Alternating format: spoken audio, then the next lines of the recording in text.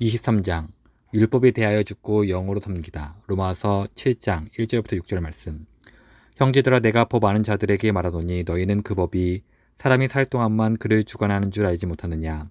남편 있는 여인이 그 남편 생전에는 법으로 그에게 매인 바 되나 만일 그 남편이 죽으면 남편의 법에서 벗어나느니라. 그러므로 만일 그 남편 생전에 다른 남자에게 가면 음녀라. 그러나 만일 남편이 죽으면 그 법에서 자유롭게 되나니 다른 남자에게 갈릴지라도 음녀가 되지 아니하느니라. 그러므로 내 형제들아, 너희도 그리스도의 몸으로 말미암아 율법에 대하여 죽임을 당하였으니 이는 다른 이 곧 죽은 자 가운데서 살아나신 이에게 가서 우리가 하나님을 위하여 열매를 맺게 하려 함이라.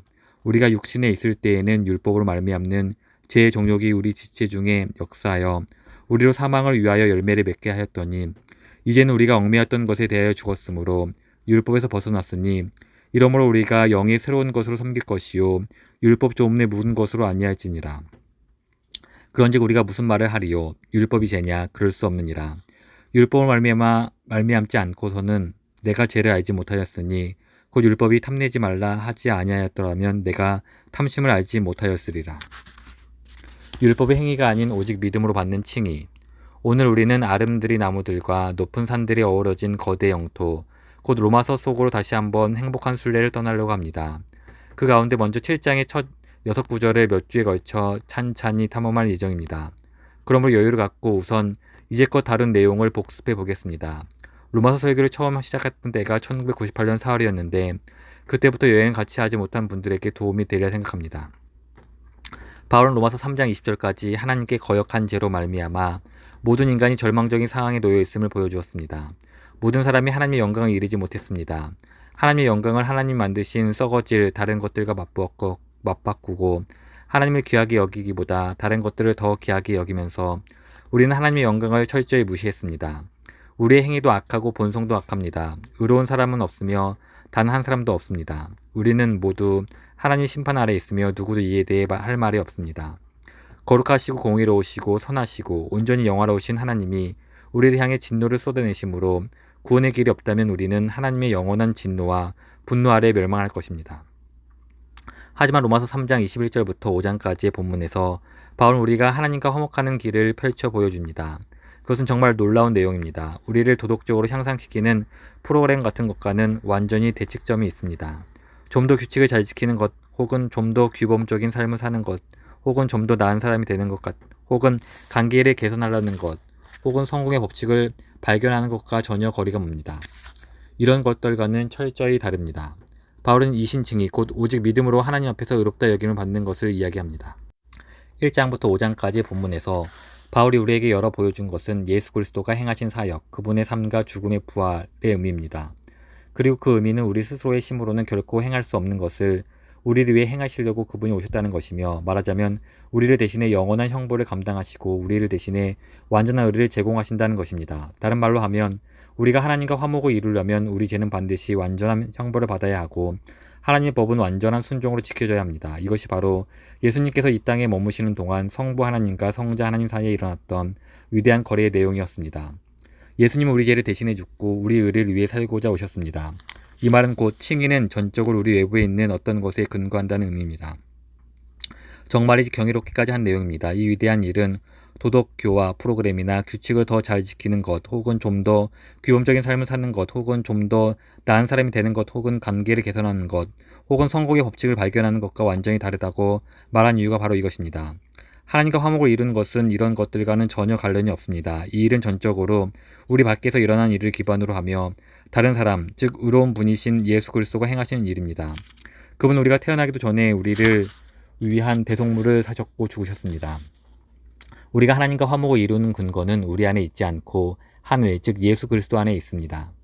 바울이 단순하고 변명하게 설명하려고 애쓴 이 진리의 필연적인 기결은 우리가 율법의 행위가 아닌 오직 믿음을 통해 그리스도와 연합됨으로써 이 위대한 사역의 수혜자가 되었다는 사실입니다. 즉 우리는 우리가 받은 칭의의 일부 혹은 전부 혹은 약간이라는 우리 안에서 나은 것임을 보이기 위해 율법을 지키지 않습니다. 대신 우리가 받아 마땅한 모든 형벌을 그리스도가 대신 고난받고 죽으심으로 다 받으셨고 우리의 모든 의는 그리스도가 순종하심으로 얻어졌고 우리는 그것을 선물로 가장 귀한 보물로 값없이 받는다는 것을 기쁘게 인정하면 됩니다. 따라서 우리가 하나님과 화목하게 되는 것, 우리의 칭의는 우리의 칭의는 우리가 행한 일이 아닌 그리스도가 행하신 사역에 기초합니다. 그리고 그분 안에 있는 영생이란 선물은 그것을 우리 삶의 보화로 받아들일 때 우리의 소유가 됩니다. 그러면 은혜를 더하게 하려고 죄에 거하겠느냐? 그러자 중요한 문제가 6장에서 대두됩니다. 앞서 바울이 힘써 설명했던 이 신칭의 반문이 제기되는데 무엇보다 이 문제가 중요한 까닭은 이를 짚어봄으로써 우리가 바른 길에서 있음을 확인할 수 있기 때문입니다. 6장 1절과 15절에서 두 차례 반문이 나옵니다. 로마서 6장 1절입니다. 그런즉 우리가 무슨 말을 하리요? 은혜를 더하게 하려고 죄에 거하겠느냐? 다른 말로 하면 누군가 이렇게 말한다는 것입니다.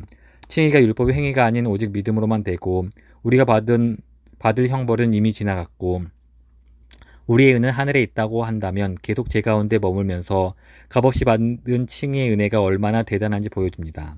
그렇듯한 이 제기입니다. 만일 하나님과 화목을 이루는 일이 우리의 도덕적인 향상에 근거한다고 가르쳤다면 이런 반문은 절대 나오지 않았을 것입니다. 오직 믿음으로 얻는 칭의라는 바울의 교리는 너무 급진적이었기에 이런 의의가 제기된 것입니다. 이 반문은 6장 15절에서 또 나옵니다. 그런즉 어찌하리요? 우리가 법 아래에 있지 아니하고 은혜 아래에 있으니 죄를 지으리요. 바울이 가르친 대로라면 당연히 이런 결론에 이르게 된다고 누군가 말하고 있습니다. 즉 칭의가 오직 믿음을 통해 오직 은혜로 주어진다고 가르치면 사람들이 죄를 덜 짓는 것이 아니라 더 짓게 만드는 것이 아니냐는 반론입니다. 바울은 이런 이의 제기에 대해 그렇지 않다고 답합니다. 1절에 대한 답변도 그렇지 않다는 것이고 15절에 대한 답변 역시 결코 그렇지 않다는 것입니다. 오직 믿음으로 의롭다 함을 받은 사람들은 계속 죄 가운데 거하지 않게 될 것입니다.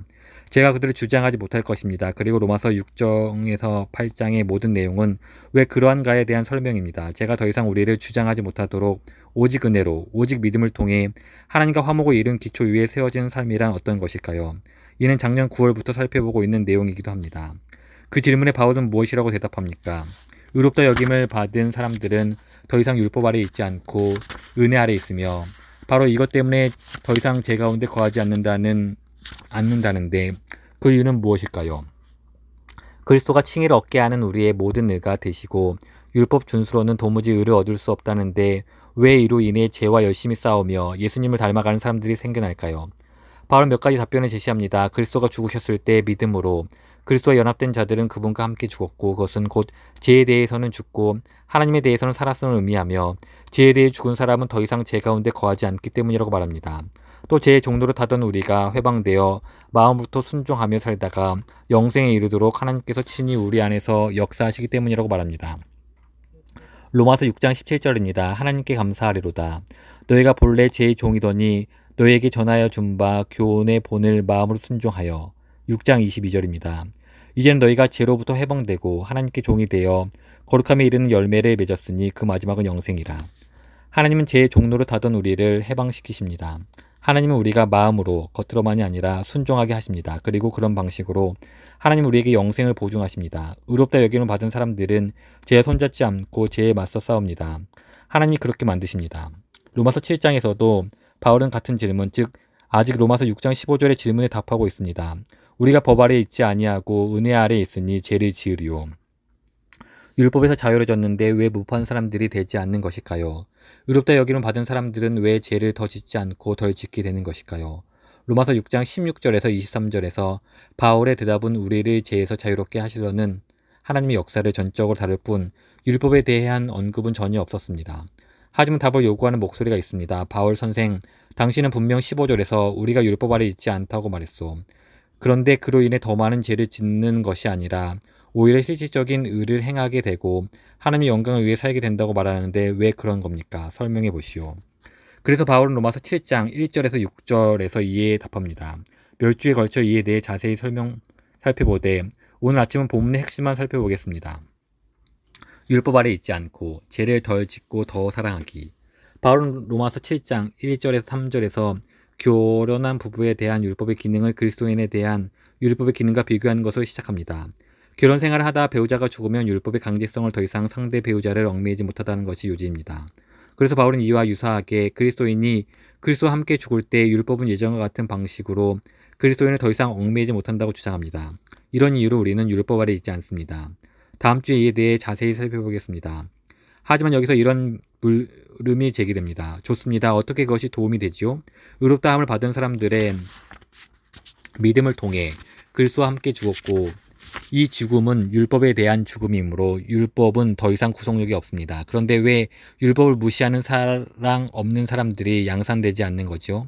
율법 아래 있지 않다는 것이 왜 더욱 죄 짓는 사람들을 만들어내지 않고 오히려 죄를 덜 짓고 사랑을 더 많이 하는 사람들을 만들어낼까요? 가장 핵심적인 이유가 무엇일까요? 바울의 대답은 4절과 6절에 있습니다. 4절입니다. 그러므로 내 형제들아 너희도 그리스도의 몸으로 말미암아 율법에 대하여 죽임을 당하였으니 이는 다르니 곧 죽은 자 가운데서 살아나신 이에게 가서 우리가 하나님을 위하여 열매를 맺게 하려 함이라. 바울은 우리가 율법에 대하여 죽었을 때 그리스도에게 속하게 되었다고 대답합니다. 율법에서 자유롭게 되었다고 해서 아무 관계도 맺지 않고 소속 없이 유리하는 게 아닙니다. 우리는 율법에서 풀려나 그리스도에게 연합되었습니다. 그리스도는 우리의 새 남편이 되었습니다. 바울이 이 그리스도를 가리켜 하는 말에 주목하십시오. 죽은 자 가운데서 살아나신 이, 우리가 새로 속하게 된 이 그리스도는 살아계십니다.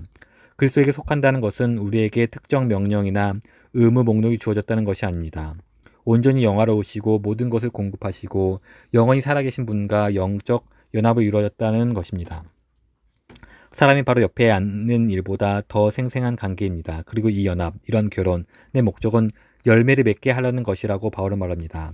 말한 대로입니다. 우리는 계속 죄에 거하지 않습니다. 우리의 구원자이신 예수님으로 인해 의롭다 여겨지고 그분과 결혼하여 그리스도 안에 있으면 우리는 하나님을 위한 열매를 맺습니다. 살아계신 남편, 예수 그리스도와 모든 만족을 주는 관계를 맺으신 이로부터 마치 자연스레 열매가 맺히듯 우리의 소욕이 변하고 태도가 바뀌고 다른 선택을 하고 행동이 달라진다는 의미입니다. 그래서 율법에서 벗어난 것이 사랑과 공의에서 벗어난 것을 의미하지 않습니다. 그것은 사랑이신 분과 결혼할 자유를 얻는 것을 의미합니다. 나무에 화려한 장식품이 달리는 것이 아닌 포도나무에서 열매가 맺히듯 그분은 우리 내면에서부터 사랑이 맺히도록 하시는 분입니다. 성령에 의해 내면으로부터 솟아나는 변화이지 율법에 의해 외부로부터 강제되는 변화가 아닙니다. 6절에 말하는 바가 바로 이것입니다. 이제는 우리가 얽매였던 것에 대하여 죽었으므로 율법에서 벗어났으니 이러므로 우리가 영의 새로운 것을 섬길 것이요 율법 조문에 묵은 것으로 아니할지니라. 우리는 왜 율법에 대해 죽었습니까? 섬기기 위해서입니다. 우리는 왜 율법에서 벗어났습니까? 섬기기 위해서입니다. 우리는 왜 율법 아래 있지 않습니까? 섬기기 위해서입니다. 그런즉 죄를 더 지으리요? 아닙니다. 율법에 대해 죽었으므로 이제는 죄인이 아니라 섬기는 자가 됩니다. 율법 조문에 묵은 것이 아니라 성령으로. 그러면 율법에서 벗어나 자유하게 되었을 때 어떤 섬김을 하게 됩니까? 분명 율법적인 섬김은 아닙니다. 6절은 영의 새로운 것으로 섬길 것이요 율법 조문에 묵은 것으로 아니할지니라고 말합니다. 앞으로 몇 주에 걸쳐 이 본문에 대해 전반적으로 다루려고 합니다. 지금은 이 부분에 주목하십시오. 우리가 율법에 대해 죽음으로써 율법에서 벗어났다면 그 이유는 완전히 새로운 기반, 율법 조문이 아닌 성령이라는 기반 위에 살아간다는 점입니다. 이것은 로마서 6장 15절의 이해 제기에 대한 바울의 새로운 대답입니다. 율법 아래 있지 않고 은혜 아래 있다는 것은 무법이 아닌 사랑을 낳는 이유는 하나님께서 의롭다 여김을 받은 사람들의 심령에 그분의 영을 부으시기 때문입니다. 그리고 그 영은 사람들의 심령을 안에서부터 새롭게 합니다. 우리 심령에 율법이 새기고 그리스도도 닮아가며 사랑으로 섬기고 싶도록 의지와 애정을 빚어냅니다. 즉 즐거이 섬기는 마음을 탄생시킵니다. 우리는 돌에 새겨진 혹은 종이에 쓰인 조문으로부터 자유로워졌습니다. 즉 마음은 내키지 않는데 의지를 억지로 발휘해 겉멋으로만 따르는 의무 목록에서 자유로워졌습니다. 우리는 그것에 대해 죽었습니다. 이제 4절과 6절을 함께 놓고 보면서 의롭다함을 받은 사람으로서 우리의 삶이 어떠해야 하는지 큰 그림을 그려보겠습니다. 우리가 율법에서 자유로워진 것이 왜 무법과 죄를 낳지 않고 사람과 섬김을 낳을까요? 4절에서는 부활하신 그리스도와의 결혼을 언급하는 것으로 답합니다. 6절에서는 성령의 새롭게 하심을 답합니다. 6절은 영의 새로운 것으로 섬긴다고 말합니다.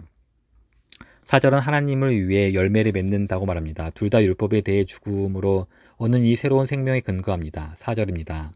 그러므로 내 형제들아 너희도 그리스도의 몸으로 말미암아 율법에 대하여 죽임을 당하였으니 이는 다르니 곧 죽은 자 가운데서 살아나신 이에게 가서 우리가 하나님을 위하여 열매를 맺게 하려 함이라. 6절입니다.